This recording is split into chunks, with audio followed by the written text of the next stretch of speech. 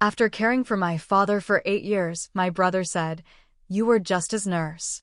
The house is mine."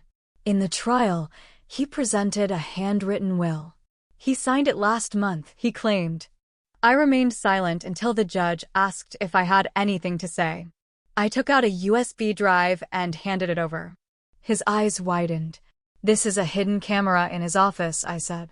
And at that moment, the notary entered with the real document. 8 years. That's what I dedicated of my life to caring for my father.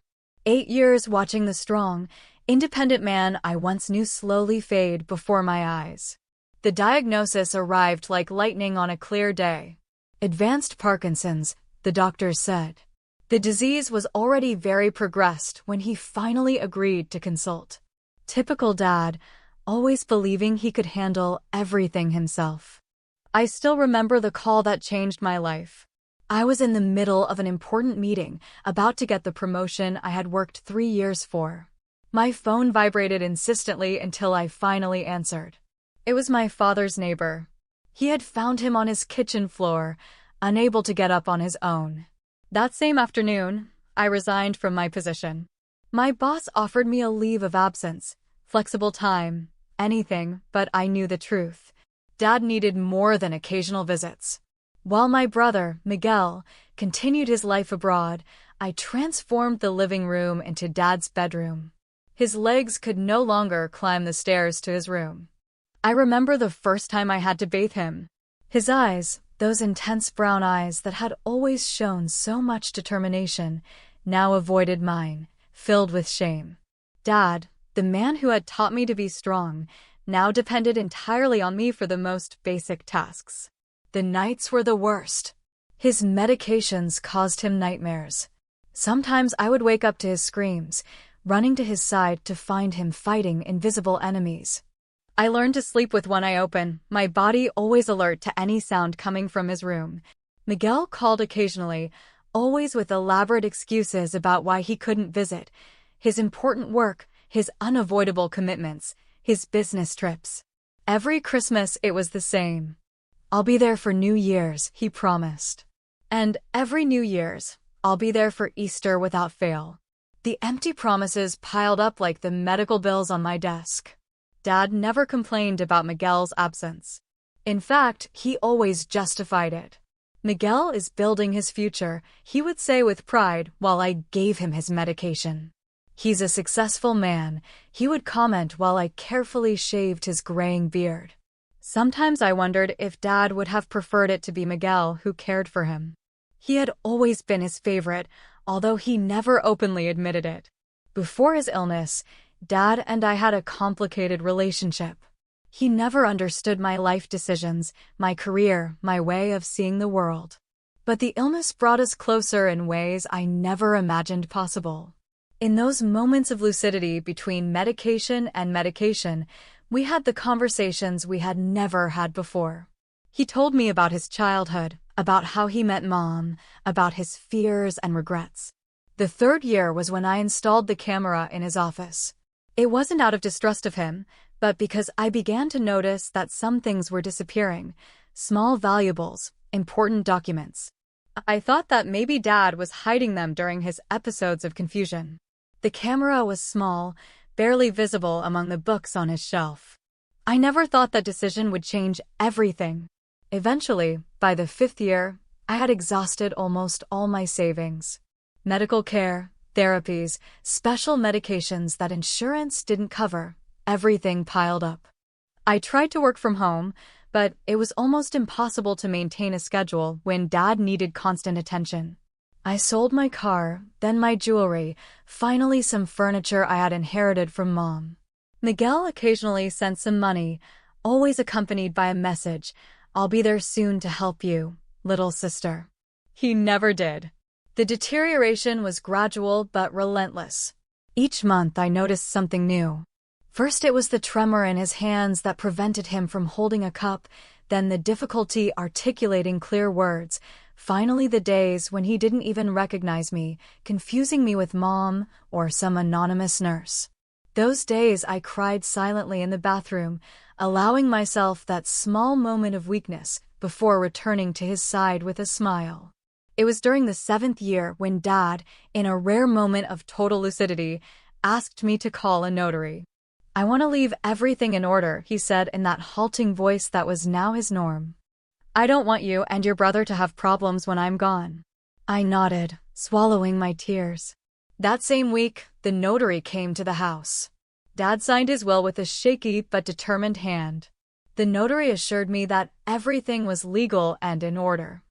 I kept a copy in the safe we had installed years before. The end came faster than I expected. One morning I entered his room with his breakfast and found him unusually still. His face seemed at peace, as if he had finally found rest after so many years of struggle. I sat by his side, holding his already cold hand, and thanked him for everything, for being my father, for teaching me what unconditional love means, for allowing me to be by his side until the end. The funeral was small, intimate. Dad's few remaining friends came to say goodbye, and of course Miguel appeared, elegant in his expensive suit, greeting everyone as if he had been present during Dad's illness.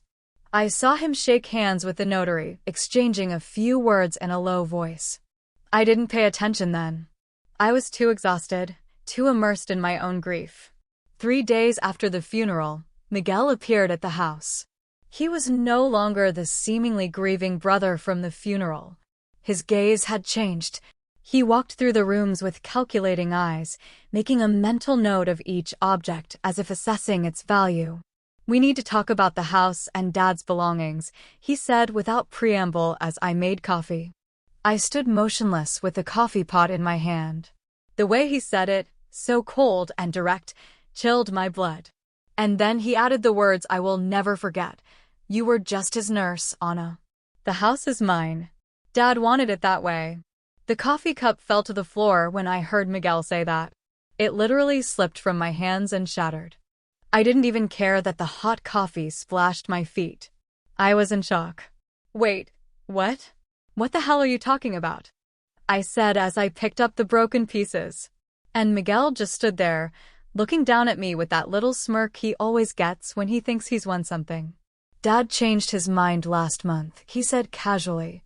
"He left the house and everything to me. I have a new will that proves it." I couldn't process it. I had been with Dad every single day. When would he have signed a new will? And why wouldn't he have told me anything? "Let me see it," I demanded.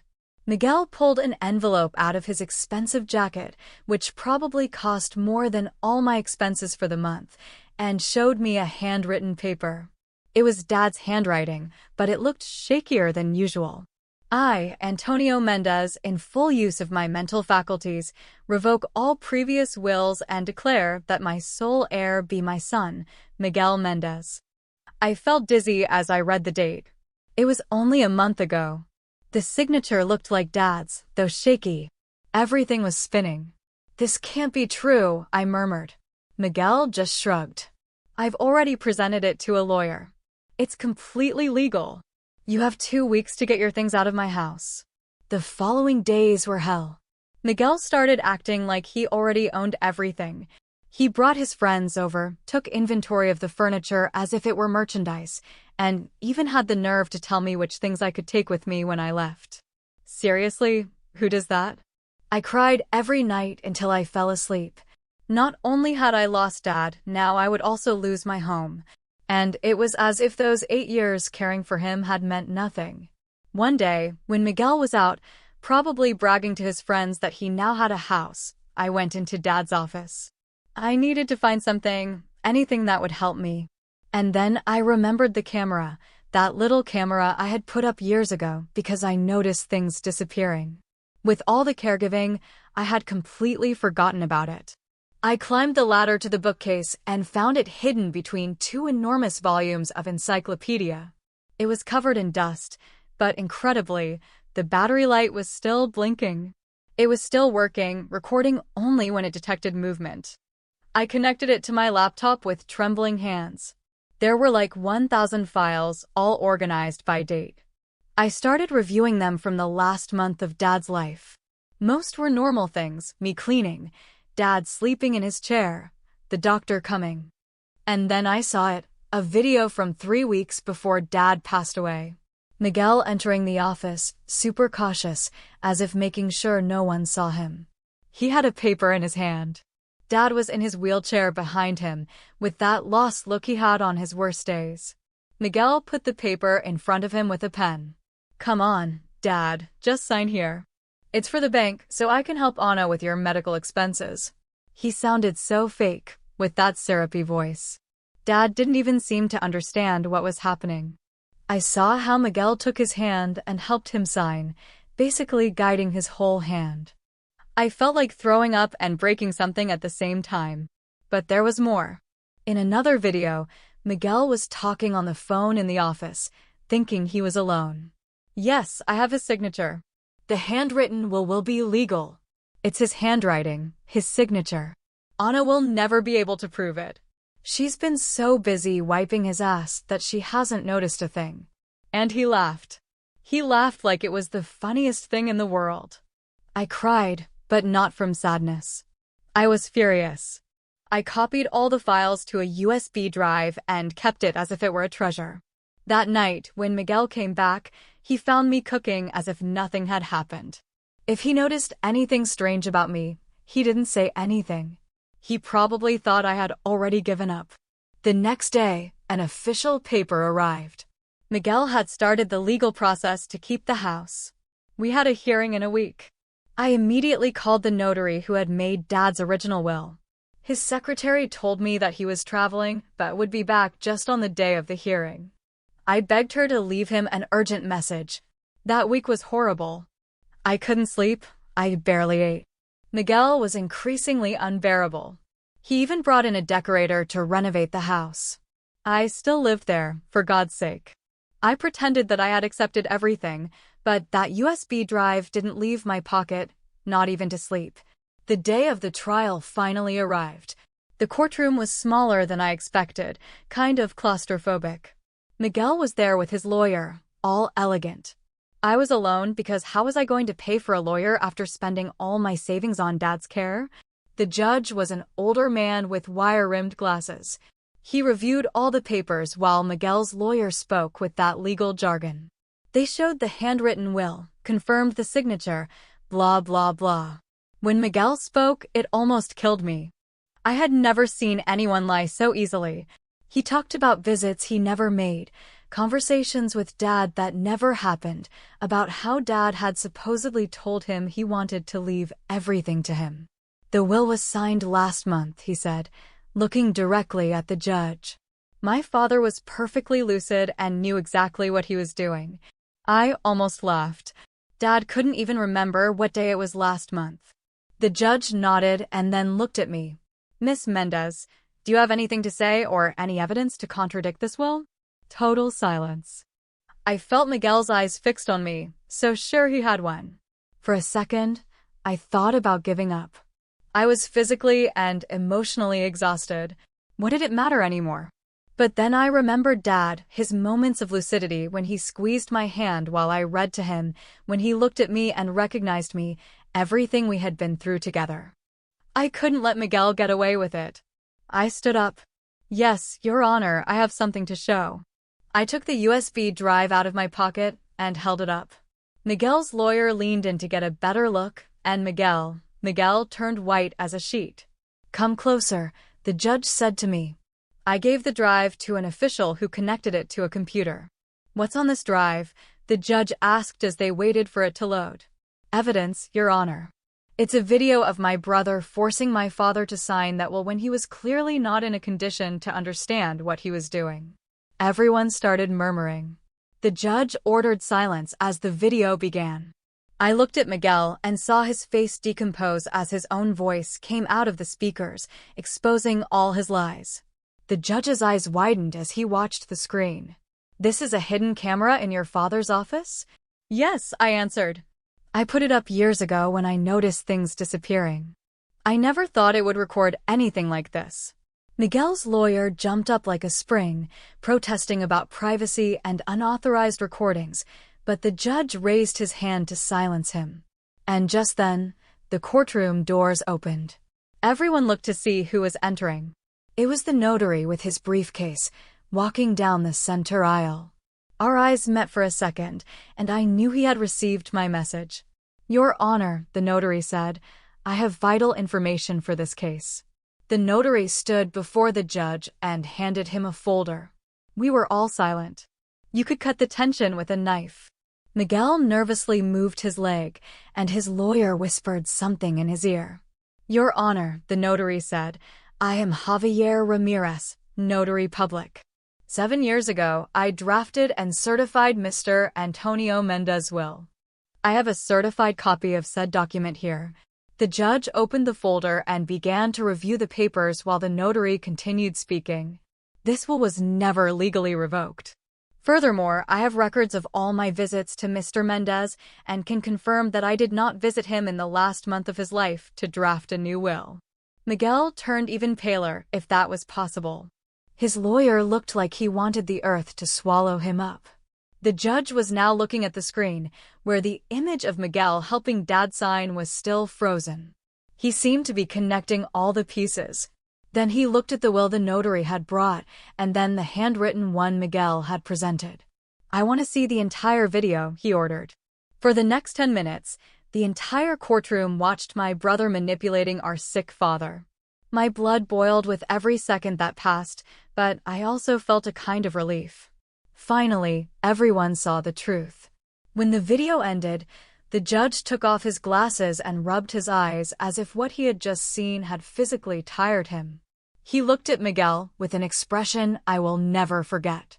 "Mr. Mendez," he said sternly, "do you have anything to say in your defense?"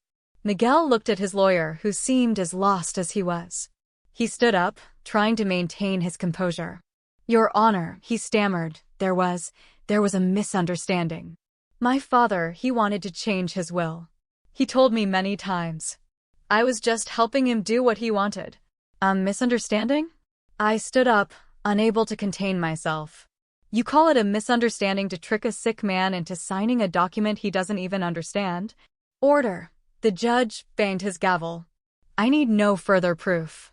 The video is quite clear. This handwritten will is fraudulent." The judge reviewed the documents again and then addressed the notary. "Could you inform us about the content of the legitimate will?" The notary nodded and took out his own papers. "The legal will of Mr. Antonio Mendez, signed 7 years ago with 2 witnesses present, clearly states that the family home and 80% of his assets are inherited by his daughter, Ana Mendez, in recognition of her dedication and care. The remaining 20% is for his son, Miguel Mendez." I felt my eyes fill with tears. It had never been about the house or the money. It was about the recognition, about knowing that Dad valued what I had done for him. The judge formally announced that the handwritten will was invalidated and the original notarial will was the only valid and enforceable one. But he wasn't finished. "Mr. Miguel Mendez, this court considers your actions to constitute an attempted fraud. Furthermore, you manipulated a vulnerable person who was under your duty of care and respect. I am referring this case to the prosecutor's office for them to evaluate possible criminal charges." Miguel jumped to his feet, yelling that it was all unfair, that I had planned it all, that the camera was illegal. The judge ordered him to be quiet and ordered the officers to escort him out if he continued to interrupt the hearing. It ended shortly after. I left the courthouse feeling dazed. The notary was waiting for me outside. "Anna, I'm so sorry about all this," he said. "Your father was very proud of you. He told me every time I went to visit him." Those words meant more to me than any inheritance. The notary told me that when he received my urgent message, he interrupted his vacation to return and bring the original will. He had known Dad for decades and couldn't believe he would have changed his will without consulting him. That night, when I returned home, my home, I sat in Dad's favorite armchair and cried. But they weren't tears of sadness. It was a mixture of relief, vindication, yes, also some sadness because someone of my own blood had been capable of doing something so horrible. A few days later, my phone rang. It was the prosecutor's office. They wanted me to testify against Miguel. Apparently, it wasn't the first time he had tried something like this. An ex-girlfriend had reported him years ago for trying to swindle her sick grandmother, but the woman had died before the case went to trial. Miguel called me the following week. He sounded different, humble even. "Ana, I made a terrible mistake," he said. "I was desperate. I have debts. I thought it was the only way out. Please tell them you don't want to press charges. I'm your brother." For a moment, I almost felt sorry for him. Then I remembered his words. "You were just his nurse." I remembered how he had manipulated Dad, how he had laughed while talking about me. "Miguel," I said with all the calmness I could muster, "for 8 years I took care of Dad. I gave him baths, I changed his diapers, I fed him when he couldn't hold a fork, I read to him when he could no longer see the letters, I sang to him when the nightmares wouldn't let him sleep, while you were too busy to visit him. I gave him my life. I wasn't just his nurse. I was his daughter. And you are no longer my brother." I hung up and blocked his number. The case against Miguel proceeded. He pleaded guilty to fraud when they showed him all the evidence. He received a sentence of probation and community service, specifically in a care center for Parkinson's patients. A poetic justice that the judge considered appropriate. I started therapy after 8 years of caring for Dad. I needed to heal, to rediscover myself.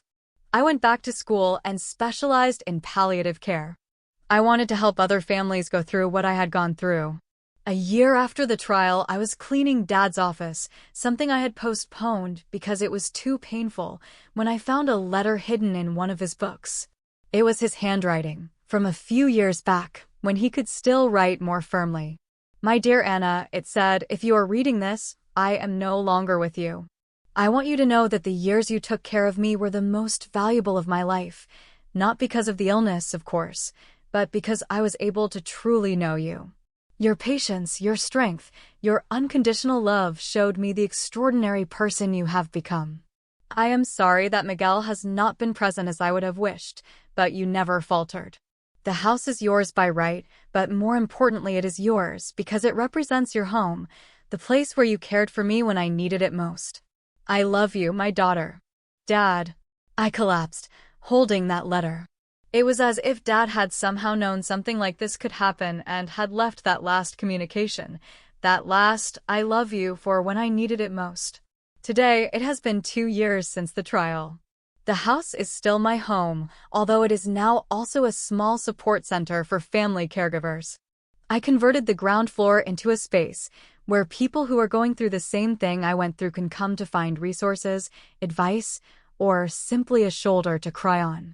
Sometimes I think of Miguel and wonder if he has changed, if that community service has taught him anything.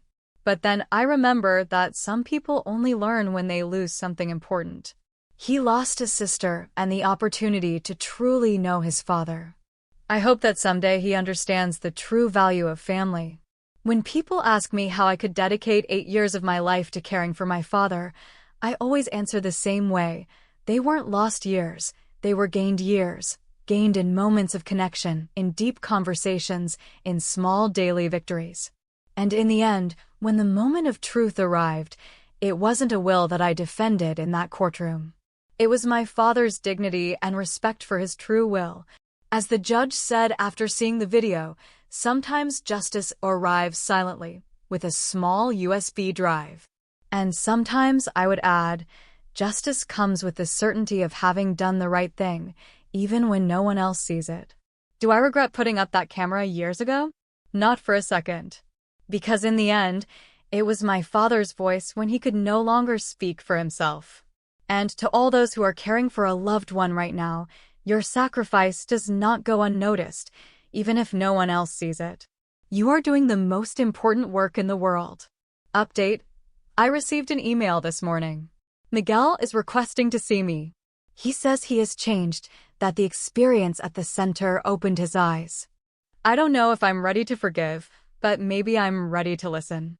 Time will tell if people can really change. Meanwhile, Dad's letter is still framed on my nightstand, a daily reminder that true love is sometimes shown in the most difficult moments and in the least glamorous ways. I hope my story helps someone else who is going through something similar.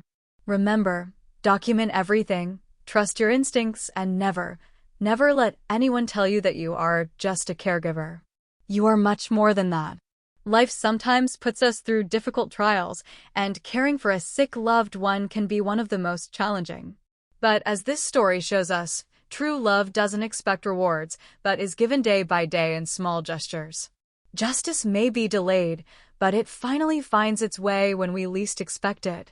Let us always remember that material things are fleeting, but the time dedicated to those we love builds a legacy impossible to falsify.